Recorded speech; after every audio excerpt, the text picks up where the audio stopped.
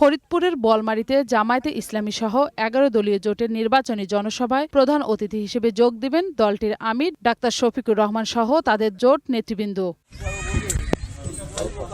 ফরিদপুরের বলমারীতে জামায়াতে আমিরের এটি প্রথম সফর। জনসভা সফল করতে মঞ্চ নির্মাণ, সাজসজ্জা ও সার্বিক ব্যবস্থাপনায় একাধিক টিম মাঠে কাজ করছে। এদিকে একই দিনে ফরিদপুর সদরেও পৃথক একটি জনসভায় অংশ নেয়ার কথা রয়েছে ডাক্তার শফিকুর রহমানের। এই বলমারী সহ আশেপাশের অসংখ্য মানুষের মধ্যে একটা আনন্দ শুরু হয়েছে। আমরা আজ 5 দিন ধরে নিরলস কাজ করে যাচ্ছি। ইনশাআল্লাহ আজকে রাতের ভিতরে আমাদের স্টেজ কমপ্লিট হয়ে যাবে ইনশাআল্লাহ। সমাবেশে শান্তিপূর্ণ পরিবেশ নিশ্চিত করতে স্বেচ্ছাসেবক বাহিনী প্রস্তুত রয়েছে স্থানীয় আইন শৃঙ্খলা বাহিনীর একাধিক টিম। আমরা আলহামদুলিল্লাহ আমরা প্রস্তুত, আমাদের সমস্ত প্রস্তুতি প্রায় সম্পূর্ণ। আমরা প্রত্যাশা করতেছি আমাদের বিশাল জনস্রোত হবে।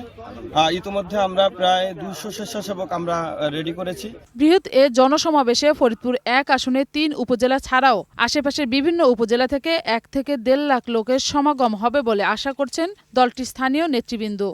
একেবারে প্রত্যন্ত অঞ্চল প্রত্যেকটা ইউনিয়ন এবং ওয়ার্ড থেকে পরিকল্পিতভাবে আমাদের একটা ধার্য দেওয়া হয়েছে, সেইভাবে তারা প্রস্তুতি নিয়ে আসবে। উৎসবমুখর সুশৃঙ্খল জনসমাবেশ উপহার দিতে সব ধরনের প্রস্তুতি নিয়েছে জামায়াতে ইসলামী সহ 11 দলীয় জোট। তবে নির্বাচনের প্রতিপক্ষ একটি দল সমাবেশে আগত কর্মী সমর্থকদের ভয়ভীতি প্রদর্শন করছে বলে অভিযোগ করছেন বলমারী পৌর আমির।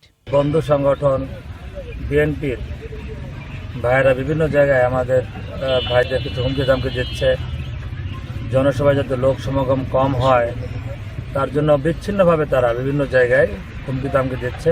ডাক্তার শফিকুর রহমানের ফরিদপুর 1 আসনের বলমারীতে আগমন ত্রয়োদশ জাতীয় সংসদ নির্বাচনে গুরুত্বপূর্ণ ভূমিকা রাখবে বলে মনে করছেন স্থানীয়রা। মৌসুমী মৌ, গ্রিন নিউজ ডেস্ক।